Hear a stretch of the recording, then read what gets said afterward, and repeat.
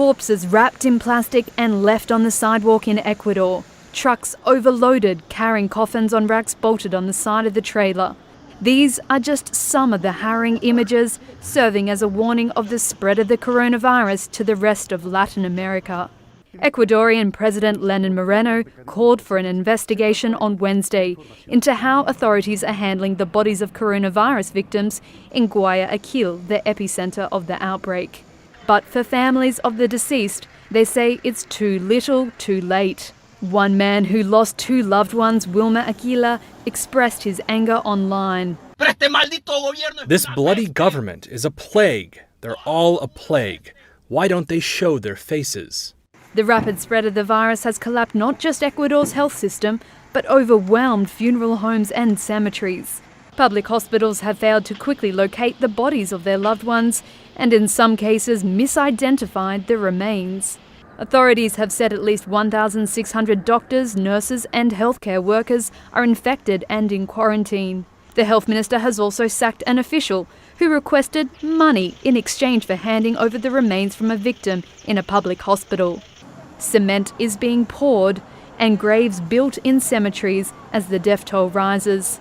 Temporary morgues have been installed outside hospitals, and in one video seen by Reuters online, a family appeared to dig a grave themselves, saying that after calls to local authorities went unheeded, they had no other choice. The queue outside Guayaquil cemetery is a grim warning. Cesar Alvarez lost his mother a week ago to COVID-19. Now he simply wants to bury her. El dolor humano no tiene factura, no tiene. Así vivimos nosotros los ecuatorianos y nadie nos representa, estamos solos. Most families like Cesar had to keep their loved ones' bodies at home for several days after authorities became overwhelmed by the number of dead. To protect against the smell in this tropical city, coffins are wrapped in plastic for a final farewell. While authorities claim fewer than 200 deaths from coronavirus in the whole of Ecuador, the city's morgue was overflowing. Esta es la realidad. The mayor has now announced 2 emergency cemeteries in Guayaquil to cope with demand. Despite an early lockdown in February, videos by desperate families show a city in chaos. Hemos tomado la decisión de enterrarlo. Corpses kept in houses, on the street, some even abandoned. Hay que decir la verdad. Sabemos que, tanto en números de contagios como de fallecimientos, los registros oficiales se quedan cortos. The president's admission did little to calm the anger here. Necesitamos la ayuda internacional para que la gente no siga muriéndose. And as the frustration boils over, inside, the medics are facing an existential crisis. 7 nurses have already died, and 147 are infected. Over 100 more resigned due to lack of protective gear and support. Y todo, ya antes hice un periodo de apnea, que tuve que ir a emergencia para que me pongan oxígeno. ¿Qué están esperando? ¿Que yo me muera? Petita's husband, Orlando, was sent home from the same hospital after doctors said they had no way to treat him. After he died, his body lay in the living room for 4 days before they could bury him. Porque es algo que usted nunca espera, porque nos tocó hasta incluso dormir afuera. Ahí dormimos en unas sillas ahí porque el olor era insoportable, no se podía entrar. Despite the lockdown, authorities say as many as 3,500 people may still die from COVID-19 in this part of Ecuador alone.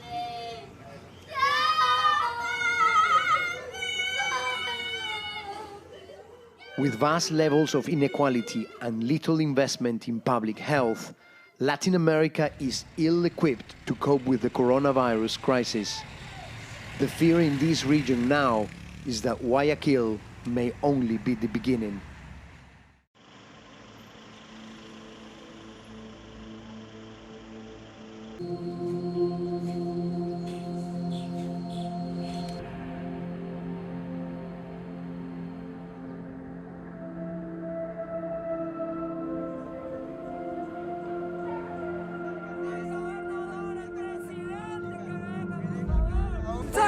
Merchán, hijo del fallecido Alejo Napoleón Merchán Galarza. 8 días aquí, señores. Tengo la orden de retiro, pero de aún así no quieren dar. Todos los días nos dicen, esperen, ya estamos cansados de esperar. Nadie nos ayuda.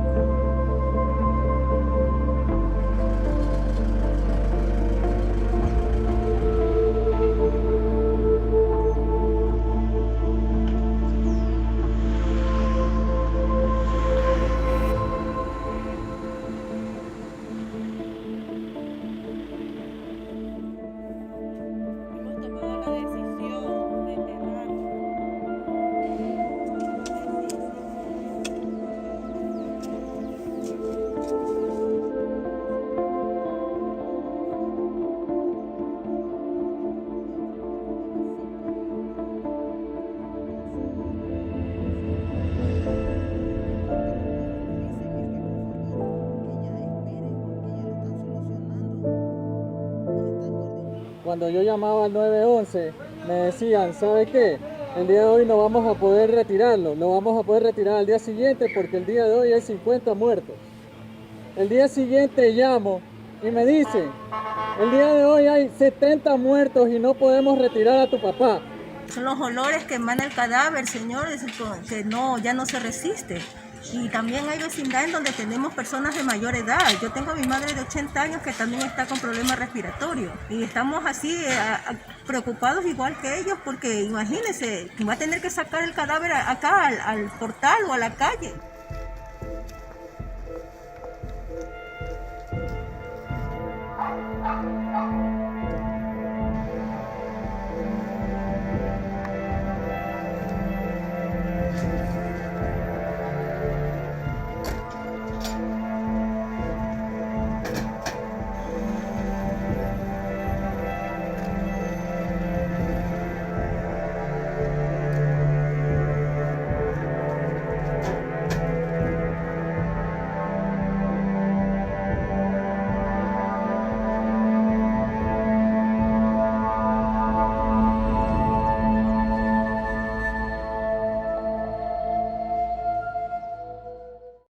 Y la sangre, Dios mío lindo. Mire, Dios mío lindo, cómo lo... ¡Oiga, llévense eso! ¡Oiga, llévense eso! ¿Qué pasó? ¿Por qué dejan eso ahí? Mis padres murieron ayer a las 10 de la mañana. Por favor, miren cómo lo tengo.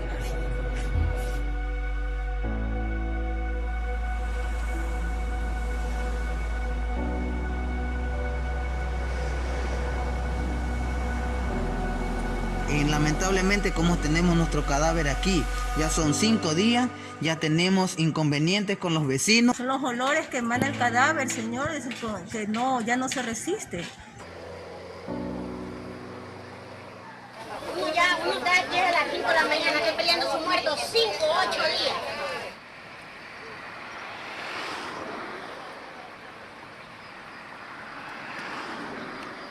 Están muertos allá al fondo, botados de 15, 20 días que ya la cara no se la conoce. Están reventados con gusano, con todo.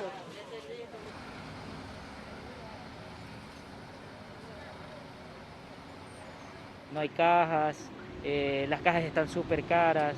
Yo creo que hay más fallecidos porque, como usted se da cuenta, aquí hay como 10 o 15 muertos. Gente esperando para poderlos enterrar. Nos dan una hora, pero no se cumple.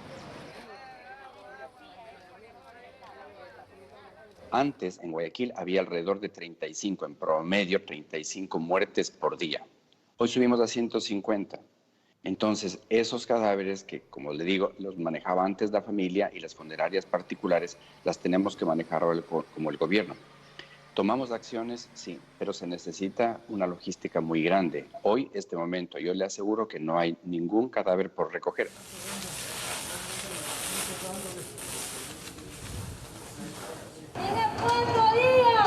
The images are hard to bear. In Ecuador's port city of Guayaquil, officials have been struggling to keep up with the surging number of deaths. It's a fate no one should have to succumb to. The indignity, bodies abandoned on streets, families pleading for help. As this virus spreads, it's a glimpse of what it could do in the developing world.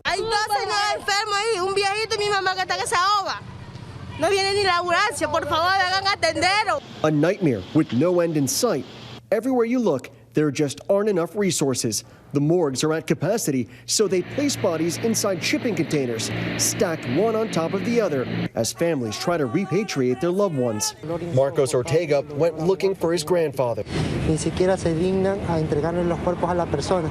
Estoy aquí, ya tengo, hoy día mi abuelo ya cumple ya 6 días ya de haber fallecido. Estoy aquí día, tarde y noche, duermo aquí, amanezco aquí. There's no reprieve from a grim fate here. Doctors say there just aren't enough medical supplies to treat everyone. Dr. Esteban Ortiz Prado is an epidemiologist consulting the president and other high-level officials during this pandemic. And those patients that are older will die with no medical attention in hours.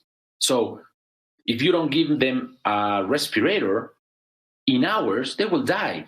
That's why the mortality rate is so fast in Ecuador in relationship with other parts of the world, because these people just didn't get the chance to get medical attention. The crisis has left the local and federal government scrambling. At one point, Guayaquil's mayor took to Twitter pleading for help. Now, thousands of these cardboard boxes are being distributed in place of coffins. A special hotline has been set up for those waiting for bodies to be removed from their homes. The line to bury the dead is endless. Others decide not to wait. They dig their own plots. Governments are meant to protect its most vulnerable, and the Ecuadorian government knows it failed. The response in managing bodies and corpses was also a mess. In managing hospital personnel was also a mess. They didn't hire people fast enough. Officials tell ABC they believe they were able to trace the outbreak back to at least 2 people and places. The first was this soccer game where at least 5 people tested positive. And then there was this woman, Bella Lamila, who we're told had traveled from Madrid, Spain. She died March 13th. But the tracking, like in most of the world, came too little, too late. And there just aren't enough tests here to track all of the country's cases. There won't be accurate numbers to show the breadth this disease has had on the Ecuadorian people. Their only proof? The cadavers on the roads, waiting for a proper burial. Victor Oquendo, ABC News, Miami.